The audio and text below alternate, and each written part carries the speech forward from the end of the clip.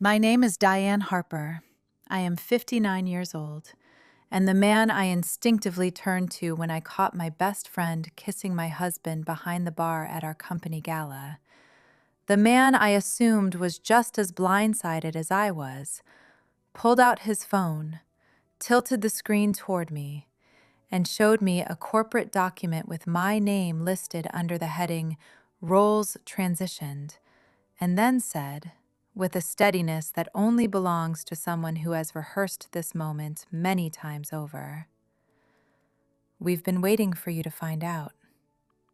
That was Ryan Calloway, Brooke's husband, the man who had sat at our Thanksgiving table, who had borrowed our truck to move furniture, who had stood beside Jason at a charity golf tournament in Katy just 6 months before that night.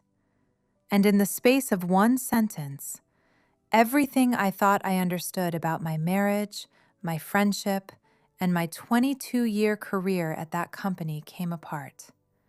Not because of betrayal, but because of how precisely the betrayal had been engineered, and how long it had been running before I was ever meant to see any of it.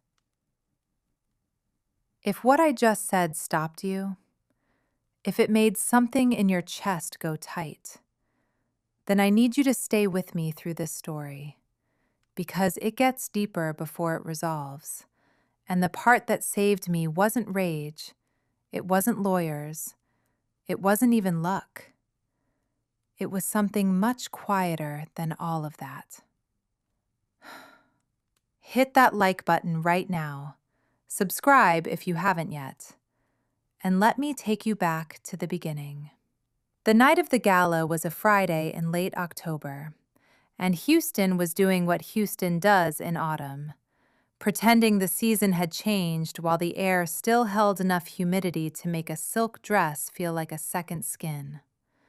The Westin Galleria had dressed its main ballroom the way corporate events always do, with round tables in white linen, modest floral centerpieces that no one would remember, and the kind of ambient lighting designed to make everyone look slightly better than they feel. It was our company's 30th anniversary celebration, and the CEO had been calling it an American success story in every internal memo for the past 3 months, which was the kind of phrasing that tells you either the company is genuinely proud or that someone is preparing a narrative for external investors. I had learned, over 22 years in that building, to tell the difference between those two things, though that night I was not thinking about investors or narratives. I was thinking about whether the back table near the emergency exit had good enough lighting for a quick team photo, because that was the kind of thing I thought about then. The small organizational details that had made me useful and, I would later understand, invisible. I had dressed carefully that evening. A deep burgundy wrap dress, simple gold studs, the kind of low heels that let you stand for 4 hours without limping to your car afterward. Because I was 59 and had stopped pretending that appearance was something I needed to perform for anyone. I had been with the company longer than most of the people in that room had been out of college. Jason and I had been married for 32 years, and we had arrived at the gala the way long married couples often do at company events, separately in our minds, even while sharing a car, each of us already thinking about the conversations we'd need to have with different people once we were inside. He was a VP of Strategic Partnerships by then, and I was Senior Director of Operations, and though our departments overlapped in ways that were sometimes professionally convenient and sometimes quietly complicated, we had always maintained enough separation to keep things clean. Brooke Calloway had joined the company about 5 years after I did, and we had grown close the way women sometimes do when they are navigating the same institutional pressures with different titles and similar frustrations. Over lunches at the taco place 2 blocks from the energy corridor, over coffee in the break room while the men had their golf game recaps, over the kind of honest conversation that only happens between two people who trust each other completely and have no reason yet to question that trust. Ryan had come into our social circle the way Brooke's husband naturally would, through proximity, through shared dinners, through the lake house weekends at Lake Travis, where the four of us would sit on the dock after the kids had gone to bed and talk about nothing particularly important, and everything felt safe. That night, I went back to the bar in the far corner of the ballroom because I wanted a club soda and the main bar was backed up with people ordering gin and tonics and bourbon neat, and I knew the secondary setup near the service entrance usually had a bartender who was less occupied. The space behind the bar partition smelled like sliced citrus and the faint chemical edge of recently cleaned carpet, and the bartender had stepped away. I could see the door to the back hallway was still swinging, which was why I almost didn't announce myself when I rounded the corner. And that was why I was already completely still by the time I registered what I was looking at. Jason's hand at the small of Brooke's back, her chin tilted up toward him, and the kiss. Not clumsy, not accidental, not the kind of thing that happens between two people who are testing something new, but the practiced, easy kind that belongs to people who have long since passed the stage of uncertainty. My body understood before my mind did, and what it chose was absolute stillness. The kind that happens when the nervous system decides that surviving this moment requires going completely quiet. They didn't see me immediately, and I remember being grateful for that single extra second, not because I needed to compose myself, but because I needed to understand what I was looking at before I decided how to carry it. When Brooke finally noticed me, her eyes widened just briefly, a flash of something that was not quite guilt and not quite surprise, more like the face of someone watching a clock reach zero. And then it was gone, replaced by a careful blankness that I recognized in that moment as preparation. Jason turned, saw me, and his expression did not flush or pale. It settled, the way a man's face settles when something he has been dreading for months has finally arrived, and the dread is replaced by a strange, almost inappropriate relief. I did not speak. I turned and looked for Ryan, because that was what I thought a decent person in this situation was supposed to do. Look for the other person being hurt. Look for someone who would share the outrage. Look for confirmation that what I was seeing was as wrong as it felt. Ryan Calloway was leaning against a tall cocktail table about 20 feet from the bar, holding a bourbon neat and watching the dance floor with the relaxed patience of a man who was not waiting for anything because he already knew exactly how the evening was going to go.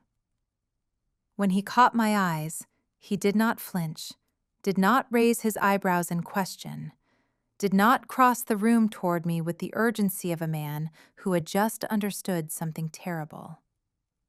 He reached into the inside pocket of his jacket, withdrew his phone, unlocked it with a single practiced gesture, and turned the screen to face me. It was a PDF, a restructuring proposal, partially redacted, 2 pages visible. And in the column labeled Role Status, my name read Transitioned, and Brooke's name read Expanded, and Jason's name read Protected. Ryan looked at me over the top of the screen and said it with the quiet confidence of a man delivering a verdict he had written himself. "We've been waiting for you to find out." And that was when I understood that I had not stumbled onto a moment of weakness between two people who had made a mistake. I had been walked onto a stage, deliberately, by people who had calculated that my own character, my composure, my instinct to handle things with dignity and restraint would be the most efficient mechanism for keeping me quiet long enough for everything else to fall into place. I did not cry. I did not raise my voice. I looked at Ryan's screen long enough to memorize the document header, the date stamp in the upper right corner, and the name of the consulting firm listed as Preparer. And then I turned and walked back into the ballroom. My feet did not shake. My hands did not shake. I smiled at a colleague near the entrance who waved, told her I was feeling a migraine coming on, collected my coat from the cloakroom with my ticket stub, and walked out through the lobby and into the Houston night, where the air was still warm and smelled of exhaust and distant rain and the particular flatness of a city that spreads rather than rises. I sat in my car in the parking garage for a long time without starting the engine, my hands folded in my lap, listening to the mechanical hum of the ventilation system and the distant sound of other people's music filtering down through the concrete levels.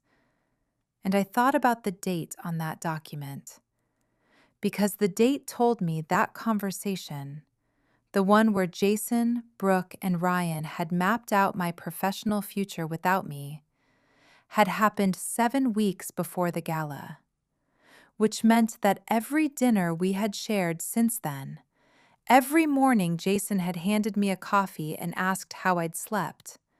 Every afternoon Brooke had stopped by my office to complain about a vendor, had been performed.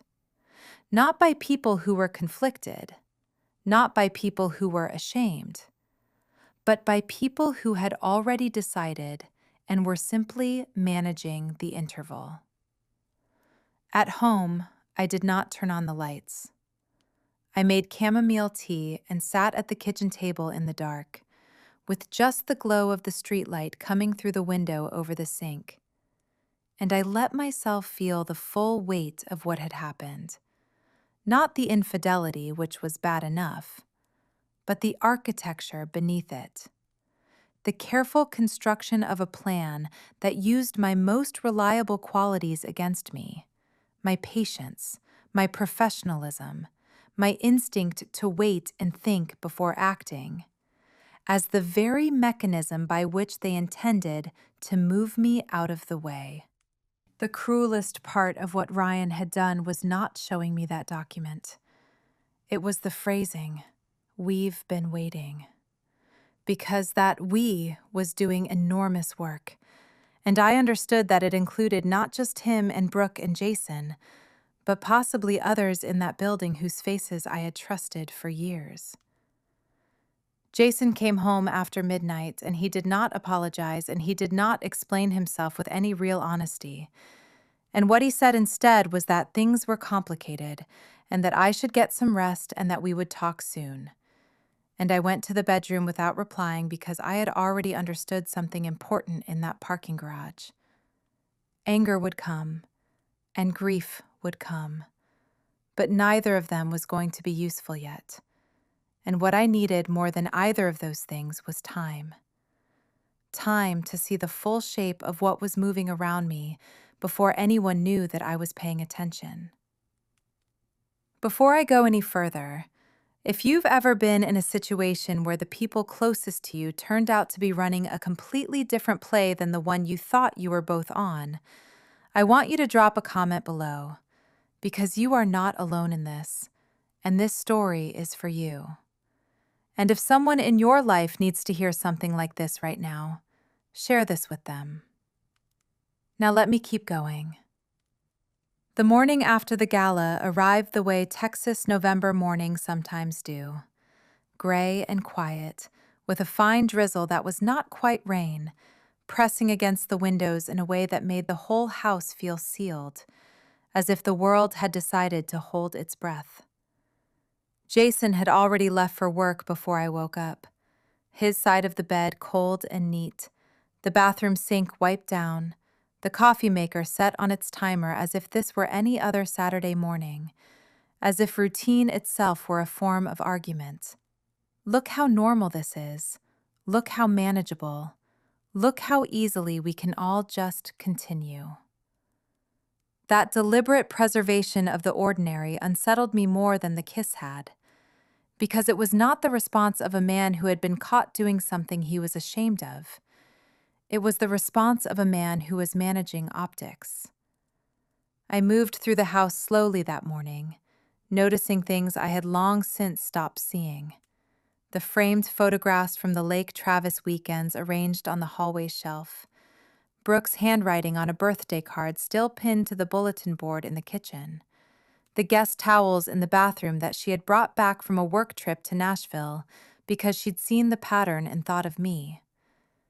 And I stood in front of that bulletin board for a long moment, with my coffee going cold in my hand, and thought about what it meant that someone could know you well enough to pick out a dish towel pattern you'd love, and simultaneously be working to remove you from your own career. At the office on Monday, the building felt different to me in the way that only happens when you've had a fundamental shift in what you're looking for. Not different in its layout or its people or its sounds, but different in the way a room looks different when you stop assuming it's safe and start noticing where the doors are. The same reception desk, the same motivational language on the bulletin boards in the break room, the same rituals of elevator small talk and inbox clearing that mark the first hour of a corporate workday. All of it the same, and yet underneath it, something I could now feel humming like a current I had simply not known to listen for before. Colleagues asked if I had enjoyed the gala.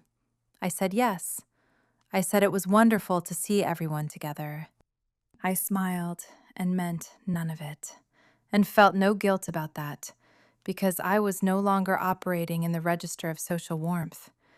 I was operating in the register of information, and every conversation I had that morning was a data point. Brooke avoided me with a precision that was itself informative. Not the avoidance of someone who is embarrassed or ashamed, but the calculated distance of someone who has been advised to minimize contact during a sensitive period, which told me that there had been a conversation between her and Ryan, and possibly between all three of them, about how to manage the interval between my discovery and whatever was coming next.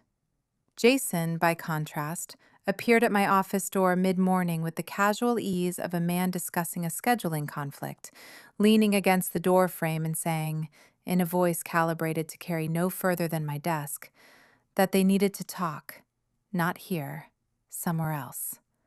And when I nodded without expression, he seemed to expect something more, an outburst, a question, a crack in the surface. And when none came, he straightened, adjusted his jacket, and left. I spent the rest of that day doing my job, which sounds unremarkable but was in fact one of the more disciplined things I have ever done, because doing your job well, while holding what I was holding, requires a particular kind of compartmentalization. The ability to read a quarterly operations report with full attention, while the back of your mind is running a completely separate analysis, mapping relationships and timelines and the subtle shifts in behavior that you learned to read after 2 decades in the same organization. Experience had taught me that corporations are ecosystems with their own weather patterns. Pressure builds in ways that are invisible until they aren't. Alliances form quietly and dissolve loudly, and information moves not through announcements, but through the adjustments people make when they think no one is watching closely enough to notice. Brooke had been promoted twice in 3 years, which I had celebrated each time because she was capable and I had believed she had earned it, and I had no reason then to look for the architecture beneath the outcome. Jason's department and hers had been collaborating with a frequency that exceeded what the org chart required, which I had attributed to efficiency and complementary goals, because that is what you attribute things to when you trust the people involved. Ryan had moved into his current role 18 months before the gala, a lateral move that looked like a modest shift in responsibility, but actually gave him access to long-range financial forecasts and restructuring scenario planning, the kind of documents that tell you, long before anyone is officially informed, who is going to be positioned as essential and who is going to be positioned as expensive. I had toasted his new role over dinner at a steakhouse in the Woodlands, and the four of us had laughed about finally arriving at the stage of life where the work starts doing itself. And I remember thinking that evening that I was genuinely, deeply fortunate in the people around me, and I carry that memory now the way you carry a scar. Not with bitterness, but with a kind of permanent sobriety about what trust actually costs. That evening, Jason came home at a reasonable hour and spoke in the careful phrasing of someone who has prepared a version of events and is testing how much of it lands. And he talked about feeling overlooked, about emotional distance, about the way long relationships can calcify around habit until neither person is really present. And all of it was probably true in some marginal sense, but none of it was the truth about what had happened. And I listened with the patience of a woman who understood that listening was not agreement, it was intelligence gathering. He reached for my hand when he finished, and I let him hold it, and I said nothing, and he said, "We'll figure this out." And I wondered, not for the last time, who exactly "we" was meant to mean. I want to pause here for just a second because I know some of you listening to this right now have been sitting across the table from someone who is giving you half a story and waiting to see if half was enough. And I want you to know it isn't, and you don't have to accept it. If this is hitting close to home for you, I want you to share this episode with someone you trust, because sometimes hearing someone else's clarity is what gives you permission to find your own. And please subscribe if you haven't yet. We're just getting to the part where everything shifts. Now let me take you back. Over the weeks that followed the gala, I said very little to anyone about what I was doing. Not because I lacked things to say, but because I had understood something important about the situation I was in. That the moment I revealed the boundaries of my knowledge was the moment they would recalibrate their approach, and I could not afford that. Not yet.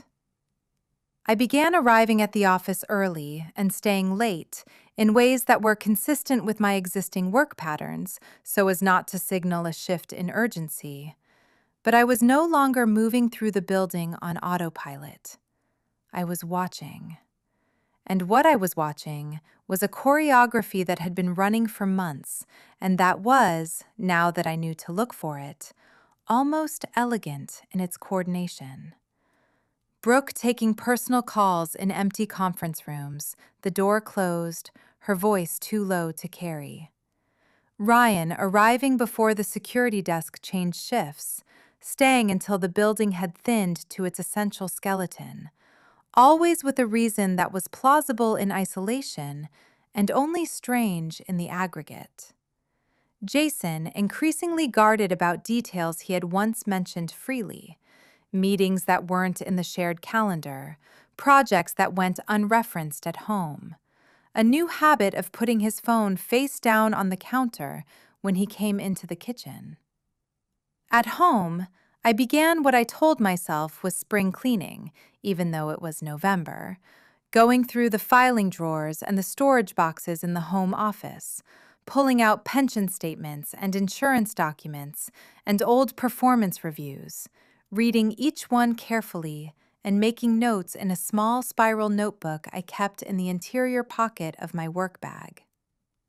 In the United States, and particularly in Texas, where the workforce has historically moved fast and companies have historically moved faster, the protection available to a long-serving employee in a restructuring is not a matter of loyalty. It is a matter of documentation. And I had 22 years of it, and I was going to understand every clause of every policy before anyone had the opportunity to tell me what my options were.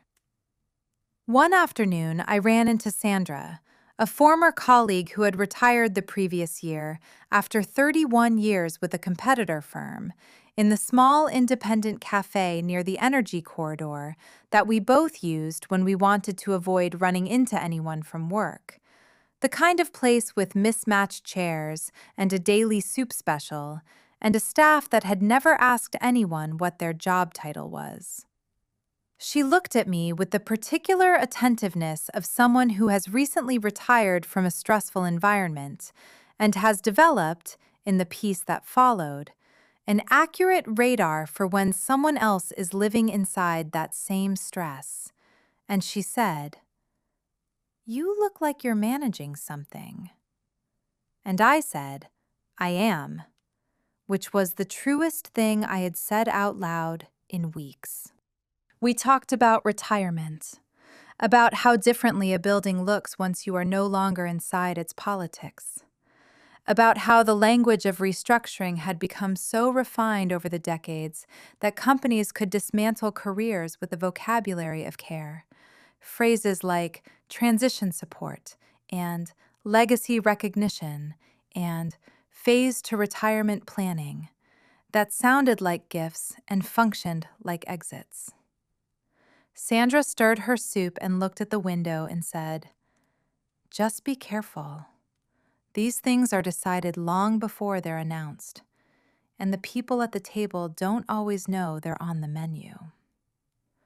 I drove back to the office holding that sentence like a compass bearing. That night, after Jason had gone to sleep, I sat down at his laptop in the home office, which I had always had access to because we had built our marriage around the assumption that access and trust were the same thing. And I did not look at personal messages because I did not need to. What I found instead was a folder in his documents labeled with the name of our company's external consulting firm. And inside that folder were calendar invitations, meeting summaries, and 3 drafts of a proposal that had never been mentioned at any dinner table, never been referenced in any conversation, never been brought home in any form. A restructuring plan that proposed consolidating the operations and business development departments, expanding the scope of the newly merged division under a single director, listing Brooke Calloway as the recommended candidate for that expanded role, and noting my position as redundant post-integration, which is corporate language for unnecessary, which is the language of erasure dressed in the vocabulary of efficiency. Jason's role was listed as critical infrastructure, Ryan's as essential to transition oversight. I closed the laptop and sat in the dark living room for a long time, with the streetlight casting its slow geometry across the floor, and I felt, for the first time since the parking garage, something that was not grief or shock or anger, but a cold, absolute clarity about what I was dealing with and what I was going to have to do. I was not naive about corporate politics. I had navigated 22 years of them, but I had operated within a framework of assumed good faith, the belief that the people who knew you best would not use that knowledge as a weapon, that the intimacy of shared history was a form of protection rather than a liability. What I understood now was that my predictability had been weaponized, that they had chosen me not despite my reliability and composure, but because of it. Because a woman who handles things quietly and professionally and without drama is a woman who can be managed, guided toward an exit, and credited afterward with having made a graceful transition. And the story writes itself so neatly that no one ever has to look at the machinery underneath. Take a breath with me here for a second, because I know this part is heavy, and I need you to stay with me a little longer, because the next part of this story is where things start to move in a different direction, and I don't want you to miss it. If you've made it this far, hit that subscribe button and drop a comment. "I'm still here" is enough, and I'll know you're with me. Now let's keep going. I requested a meeting with HR the following week, framed as a routine career planning conversation, the kind that senior employees are periodically encouraged to schedule and almost never actually initiate, which meant that my request was received with a faint undercurrent of institutional discomfort that told me I had already done something unexpected just by showing up with the intent. The representative who met with me was professional and thorough and young enough that she probably had not yet learned to read the full weight of a meeting with someone who has been in a building for 22 years and is asking very specific questions about very specific things. I asked about the weighting of years of service in transition decisions. I asked about the timeline and criteria for the upcoming restructuring review. I asked how conflicts of interest between evaluating parties and reviewed parties were managed at the departmental level. She wrote everything down carefully and answered nothing directly, and then said, in the tone of someone offering advice that was not officially advice, "Make sure your documentation is in order." It was not reassurance. It was a warning from inside the institution, and I took it exactly as it was meant. I reached out through a former professional contact to an independent labor attorney, not to file anything, not yet, but to understand the landscape, to know where the lines were and what options existed at each distance from each line. Because knowledge, as I had been reminding myself throughout this entire process, was not aggression. It was the only form of preparation that could not be taken away from me. I also made a lunch appointment with an old professional acquaintance named Gerald, a retired financial consultant who had done independent work for our firm years before and who had, in the years since, developed the particular candor of a man who no longer had any stakes in an outcome and therefore no reason to soften what he saw. We met at a quiet place near the Galleria, over coffee and the kind of unhurried silence that only comes when two people have known each other long enough to dispense with the preamble. And I laid out the facts without names, without accusations, without the emotional framing that would have made it easy to dismiss. And when I finished, he set down his cup and said, "This isn't about the affair. The affair is just the part they wanted you to see, the part designed to absorb your emotional energy while the operational piece was executed behind it. This is about control of a department, and the affair is the distraction." Control.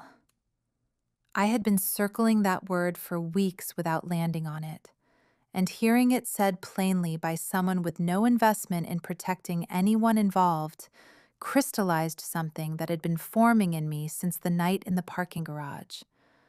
A sense not just of what had been done to me, but of what I was going to do about it. I did not confront Jason or Brooke or Ryan directly. Confrontation would have been satisfying in the way that breaking something is satisfying, a release of pressure, a visible damage. But it would have cost me the one advantage I had, which was that they did not know how much I knew or how long I had known it. And as long as that remained true, they were operating on an outdated map while I was building a new one. At home, Jason grew incrementally restless in the weeks that followed, in the way that people do when they are waiting for a reaction that is not coming, asking with studied casualness whether I was all right, whether we were all right, whether I had thought about retirement at all, framing that last question with a tenderness that was supposed to land as care and landed instead as confirmation. "You've given so much to this company," he said one evening over dinner, in a tone that was almost loving. "Maybe it's time to think about yourself." And I looked at him across the table and said, "I am." And the two words sat between us like a sentence only one of us understood. The company announced its formal listening sessions in early November, framed in the familiar language of organizational transparency. Words like alignment and sustainable growth and honoring our people's contributions. and I attended mine with the attentiveness of someone who has already read the document that the listening sessions were designed to postpone revealing. I said little during the session itself, but I asked 2 questions at the end, measured and neutral and impossible to dismiss. How would years of service be factored into role transition decisions? And how would the company manage potential conflicts of interest in cases where the evaluating parties had undisclosed personal or professional relationships with the parties being evaluated? The facilitator wrote them down. The room was quiet in the way rooms go quiet when a question has been asked that was not supposed to be askable yet. That evening, Jason came home tighter than I had seen him in weeks, and poured himself a bourbon before dinner, which was not his habit on a weekday, and said, with an edge that was partly frustration and partly something closer to fear, "You didn't need to ask those questions in there." And I said, stirring the pasta without turning around, "They seemed reasonable to me." And he said, "It drew attention." And I said, "So did the restructuring." And he did not reply. And the silence that followed was not empty. It was full, full of everything that was now visible between us. A few days later, Ryan reached out and suggested a conversation, a quiet drink at a low-key bar near the office, the kind of place that serves acceptable food and does not encourage lingering. And I accepted because I wanted to hear what version of events he intended to offer me, and because I wanted to understand how confident he still was. He arrived early, ordered for both of us without asking, and spoke with the relaxed certainty of a man who has a history of outcomes going his way.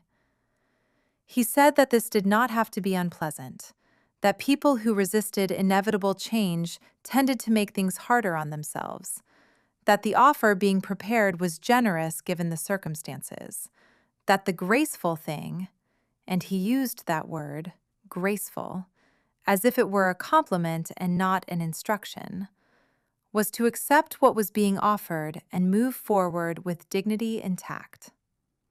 I stirred my tea and met his eyes and asked whether he had ever considered that what he was calling generous might look quite different from where I was sitting.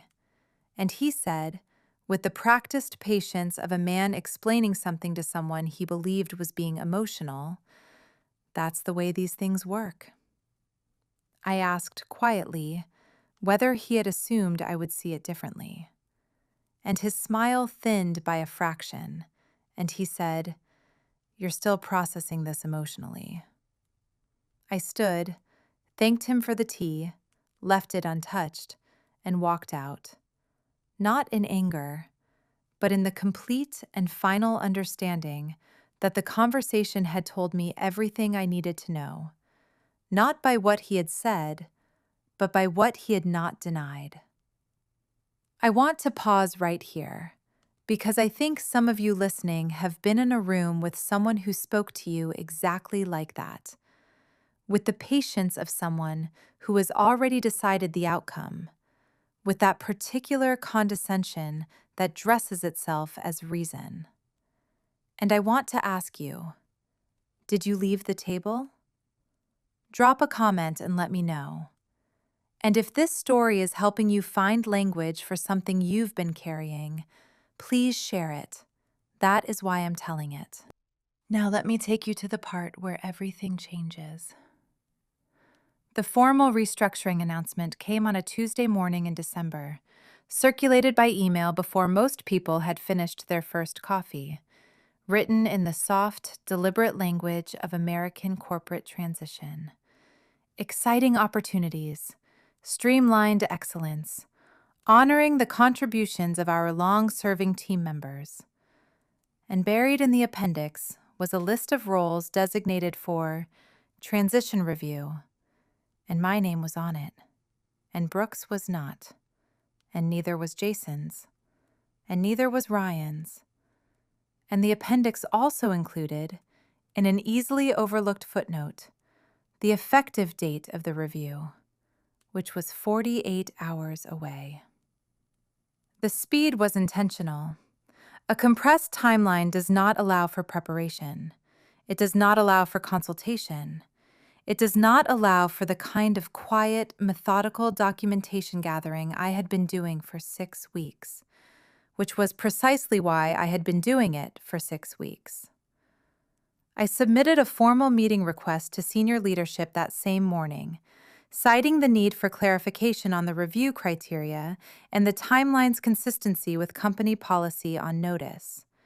And I submitted it through official channels, copied to HR and legal, which made it impossible to informally deflect. The meeting was scheduled for that Thursday, and I arrived with a folder I had organized over the preceding weeks. Not accusations, not evidence of the personal relationships, not the affair and its implications. Just a clean, factual presentation of overlapping decision-making responsibilities, undisclosed professional collaborations between parties who were simultaneously being evaluated and evaluating others, and a timeline that raised legitimate questions about the sequence in which decisions had been formed versus announced. I spoke for 14 minutes and kept my voice in the register that I had cultivated over 2 decades of senior-level meetings. Not performative calm, but actual calm. The kind that comes from having prepared so thoroughly that the material does the work and you simply give it room. The room was quiet while I spoke. The kind of quiet that settles over a group of senior people when they recognize that something has been placed on the table that cannot be put back. When I finished, one of the executives, a man who had been with the company longer than most people in that room, and who had the particular stillness of someone who has seen several versions of this story before, asked one question. "Why are you bringing this forward now?" And I answered without hesitation, because it was the truest thing I had said in months. Because I was advised to stay calm. There was a pause, and then another executive said, "We'll need to review this." And I nodded, because reviewing was where power shifted, and I had done enough to ensure the review was real. The fallout was not immediate in the way that public moments are immediate. There was no confrontation in a hallway, no raised voices in a conference room, no single visible fracture point. But over the days and weeks that followed, the atmosphere of the building changed in ways that were legible to anyone who knew how to read them. Meetings that had been on the calendar were postponed without rescheduled dates. Decisions that had been described as imminent were described as pending further review. Brooke's confidence, which had been a kind of ambient feature of her presence in the building, something I had always read as intelligence and capability, and now read as the specific confidence of someone who believes the outcome has been secured, began to show its first signs of fracture. Small things mostly. The over-explanation of decisions that hadn't been questioned. The slightly too careful professionalism in shared spaces. The look that crossed her face in meetings when certain topics came up and she could no longer read the room the way she had been able to before. Jason grew quieter at home. Not the comfortable quiet of a long marriage, but the compressed quiet of a man who is recalculating. Ryan stopped offering me the easy nod in the hallway. He walked past without acknowledgement, which told me more about his current assessment of the situation than any conversation would have.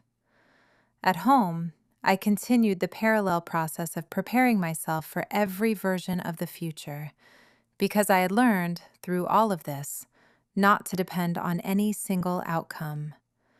I was preparing for the version in which I stayed, and the version in which I left, and the version in which the investigation produced accountability, and the version in which it produced only the appearance of accountability, and in every version, the constant was the same. I would not be erased on someone else's terms. I updated my will during this period, separated digital accounts that had become shared through years of convenient habit, opened an individual savings account in my own name at a branch I had never used with Jason, and reviewed every joint financial instrument with the same methodical attention I had given the corporate documents, not in anger, not in retaliation, but in the clear-eyed understanding that self-respect is not an emotion. It is a set of decisions made one at a time in the ordinary daylight of ordinary afternoons. Jason asked once during this period if I wanted to take a few days away together, maybe drive to the hill country while the weather was still decent, the way we used to before the children were born and everything had to be scheduled around school calendars and sports practice. And I said, without unkindness, "Not right now. There's too much in motion." And the way he received that told me he understood that I was not talking about work. Brooke came to my office once, under the thin pretext of a project update she could have sent in 2 sentences via email, and she stood in the doorway and spoke too quickly, in the way of someone who has been rehearsing an approach and is finding that the reality of it is not landing the way the rehearsal did. And she said, and these were the most honest words she had offered me in months, "I hope you know I never meant for things to get complicated." I looked at her, really looked at her, in the way I had looked at Ryan across that bar table, and Jason across the dinner table, and the consulting firm's document across the home office desk, and I said, "Complicated for whom?" She did not answer. She left. And I returned to my work, and the afternoon continued, and outside the window the Houston sky was doing its December thing, flat and gray and indifferent, which felt, that day, entirely appropriate.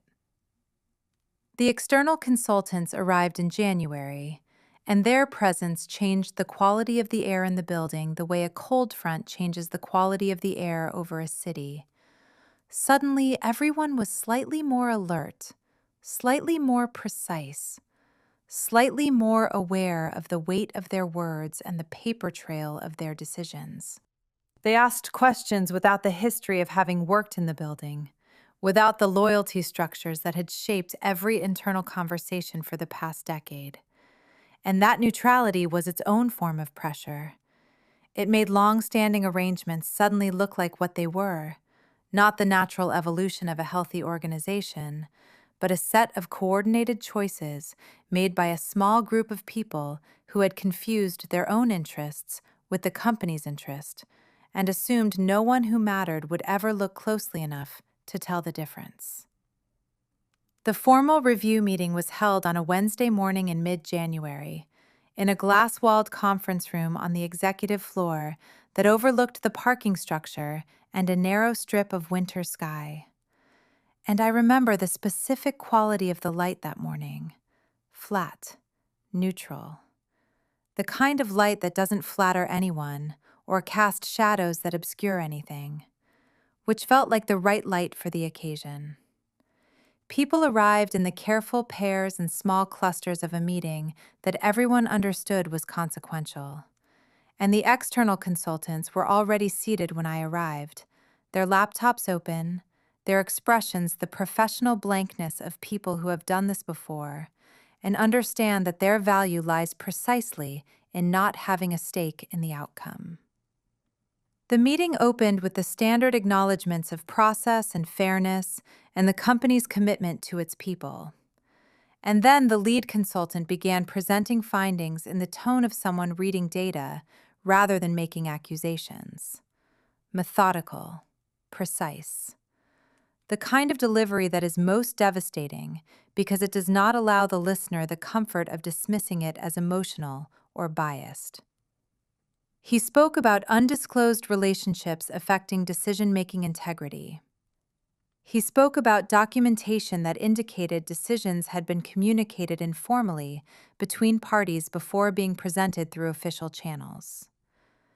He spoke about the timeline of the restructuring proposal and the sequence of key personnel decisions, and the relationship between those timelines and the organizational reporting lines of the parties involved. No names at first, just structures, just sequences, just the architecture laid bare in the language of governance. And then the names were introduced. Not dramatically, not as accusations, just as facts. Brooke's expanded role and the basis on which it had been recommended. Jason's protected status and the decision-making involvement that accompanied it. Ryan's access to the restructuring documents and the timeline of that access relative to when those documents were officially classified as executive-level material. I watched the faces around the table the way you watch the surface of water when something large is moving beneath it. The slight tightening around certain eyes, the deliberate steadiness of posture in others. The one executive near the end of the table who had begun taking notes at a pace that suggested he was documenting, not for clarity, but for protection. I was asked to speak, and I stood, aware of the steadiness of my own breathing, and said that I was not there to assign motives to anyone, only to clarify the impact of the structural issues that had been identified. Because organizations do not fail from the outside. They fail when the people inside them stop being able to trust the processes that are supposed to protect everyone equally. I sat down. There were no raised voices. There were questions, direct, unavoidable, the kind that can only be answered with contradiction or silence. And Brooke answered them with a stiffness that revealed more than her words did. And Jason spoke with the careful precision of a man trying to say as little as possible while appearing to say a great deal. And Ryan attempted to characterize his role as administrative and limited in scope. But the documentation did not support that characterization, and the consultants noted the discrepancy without theatrical emphasis, which was more effective than any emphasis would have been. By the time the meeting concluded, nothing had been announced publicly, but the internal investigation had been formalized, roles had been frozen pending review, and the restructuring timeline had been suspended. As we filed out of the conference room into the corridor, I was aware of a specific quality of silence around me. Not hostility, not discomfort exactly, but the particular recalibration that happens when people are adjusting their understanding of what a person is capable of, revising a picture they had drawn in their heads based on assumptions that had just been proven insufficient. HR called me that afternoon and thanked me for my professionalism, and confirmed that my position was secure pending the completion of the review. And the language was formal and careful, and I read beneath it without difficulty. I was no longer the easiest solution to the problem they had been trying to solve. That evening, Jason sat across from me at the kitchen table in the house we had shared for 28 years, and he said, "I didn't think it would end like this." And I said, "It hasn't ended. It's just visible now." And for a long moment, neither of us spoke, and the refrigerator cycled on and off in the background the way it always had, and the clock above the stove ticked the way it always had, and outside the window, the Houston neighborhood went about its evening the way it always did, and in the middle of all that ordinary continuity, something between us had permanently shifted into a new shape, and both of us knew it. He asked if there was anything he could do, and I told him the honest truth. You can stop pretending this was something that happened to you. I want to pause one more time, because I think we've reached the part of this story that most people don't tell. The part that comes after the big moment, the quiet part. The part where you have to figure out who you are now that the version of your life you built has revealed its cracks, and you have to decide what you actually want to keep. Take a moment right now, wherever you're listening to this, in your car, on your commute, while you're making dinner, and just sit with that question for yourself, whatever version of it applies to you. And if this story has meant something to you, please share it with one person today who you think needs to hear it. Now let me take you to the last part.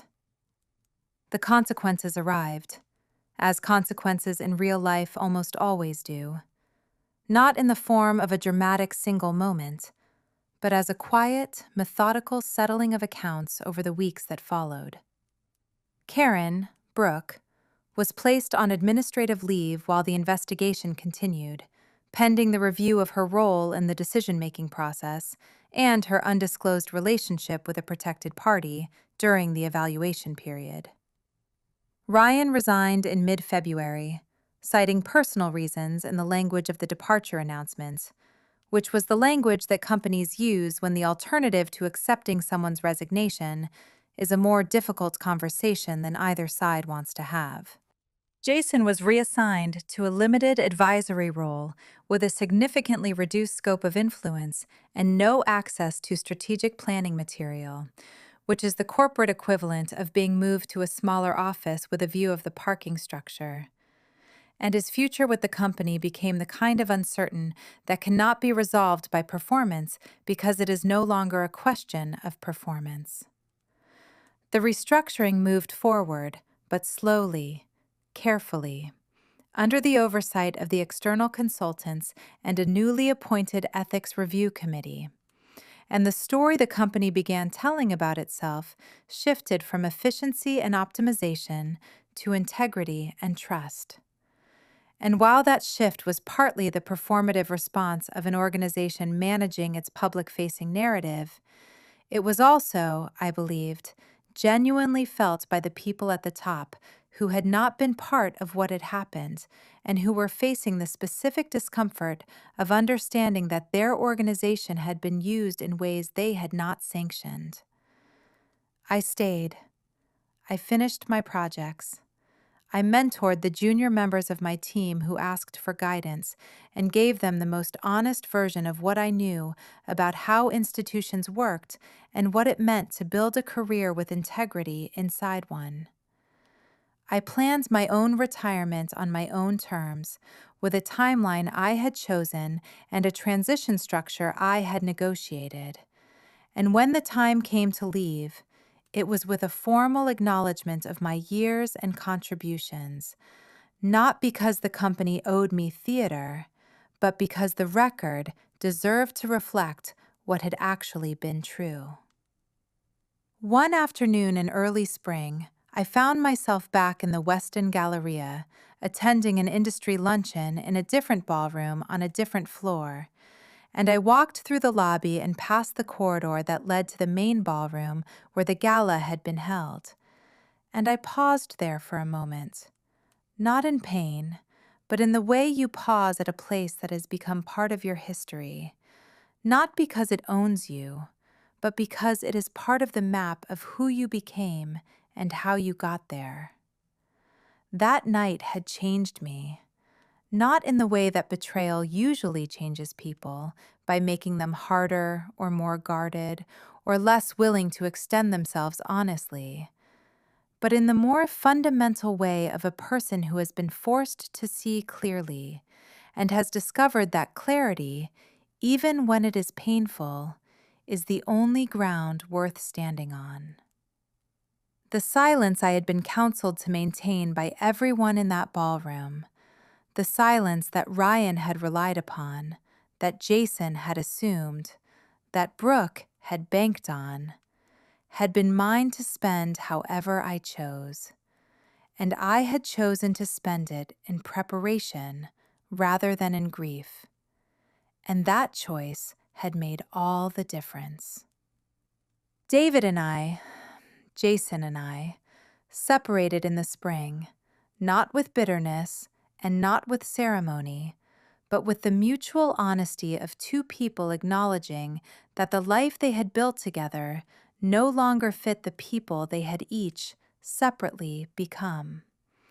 Or perhaps more accurately, the people that the life itself had finally forced them to be honest about being.